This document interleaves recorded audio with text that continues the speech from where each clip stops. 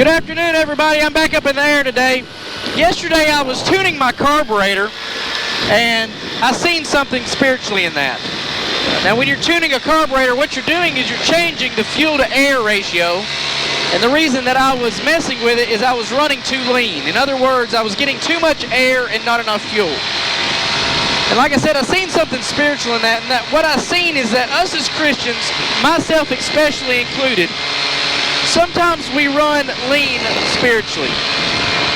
If we're not careful, we've got so much responsibility, we've got so many cares, we've got so much that we have to do and that we have to take care of. And if we're not careful, sometimes that will cause us to run lean spiritually.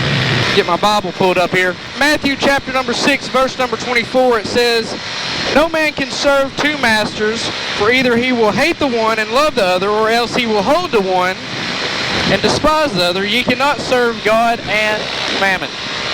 And I was thinking about how that as Christians we need to make sure that we are getting enough of God. I'm afraid sometimes if we're not careful we run a little bit lean spiritually.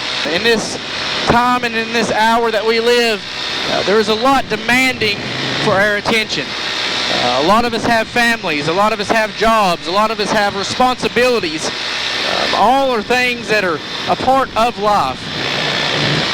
But if we're not careful, we will let those things lose their correct place. You know, God needs to come first in a Christian's life. Now, I believe that if you've got a wife, you need to show her some attention. If you've got a family, you need to show them some attention. If you've got a job, of course, you need to show up to your job. I don't believe God expects us just to be reading our Bibles 24/7 and, you know, camping out at the church. But if we look back a few generations ago, and I believe a lot of those people in that generation were, in some ways, maybe more spiritual and more healthy than our generation. We look at a generation that didn't have a whole lot of extra stuff that they had to tend to. Their lives were more simple. I'm not exactly saying that we should go back and reverse the technological gains that we've made in society and all that, but one has to agree that in a lot of ways life was simpler before Facebook, even though that's probably what you're watching this video on. In a lot of ways life was simpler before cell phones, and life was simpler before all these devices of technology that are constantly taxing our time. I can testify personally that many times I'll be on Facebook just scrolling through, and then I'll exit off of Facebook, and somehow, I don't even know how, but just, I guess, muscle memory, I'll click back onto Facebook, and I'll be back on Facebook not 5 or 10 minutes later and not really even realize what I'm doing. You know, be honest, that's kind of a shame. That's kind of pitiful that it's that instilled in my mind, I guess, to just do it without even thinking. We could all read more. We could all pray more.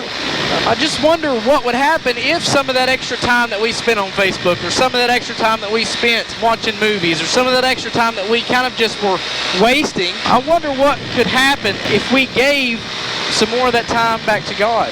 If we richened up the mixture a little bit. With tuning a carburetor, you've got to worry about running lean a lot more than you do running rich. And I guess how that could relate spiritually is, in most situations, it's not going to hurt you and it's not going to hurt others if you give a little extra time to God. But I think what I really want to focus in on this message is, are you only doing what's required of you? You know, I think there's something to say about somebody that does just the absolute bare bone necessities. We could relate this to tithing. As Christians, you know, we've kind of been taught, we kind of practice that 10% is a good amount to tithe and give back to the Lord.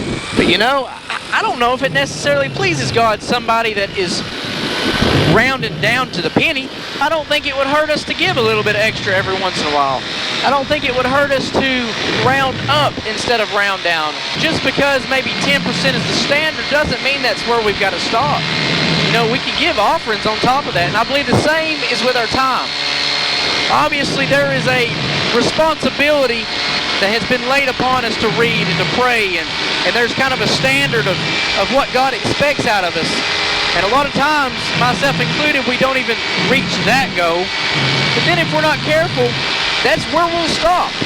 You know, we'll do absolutely the bare bottom to be all right with God. But I just wonder how much joy it would bring to God and how pleasing it would be to God, and just how much that He would enjoy a Christian that isn't stingy with their time, that isn't stingy with their resources. You know, and somebody like that, God may very well bless them with more time, may bless them with more resources. I think about the parable of the stewards and the talents, and how that one was entrusted 10, another 5, and another 1. But the one that got the least was the one that held on to what he had, because he was in fear of losing it. You know, sometimes God doesn't entrust us with more because we don't use what He's given us. So that's just kind of the little thought I had, very simplistic. But are we using what God has given us to bring honor and bring glory to Him? And are we running a little bit lean spiritually? It's pretty easily corrected on a carburetor, and I believe it can be corrected in a spiritual application as well. Sometimes it's going to take a little sacrifice. Sometimes it's going to take a little bit of giving that little bit of extra. You know, I'm reminded in the Bible where it talks about if you're compelled to go 1 mile, go with Him twain, go with Him 2. In other words, if something is required of you, the Christian thing is to go beyond that. Just a little thought I had. I hope it blessed you. I hope it encouraged you. I hope it's challenged you, because it's challenged me. Like I said, I think I'm as guilty of this as anybody, but God help me and God help you to not run lean spiritually. Until next time, Paramotor Preacher out.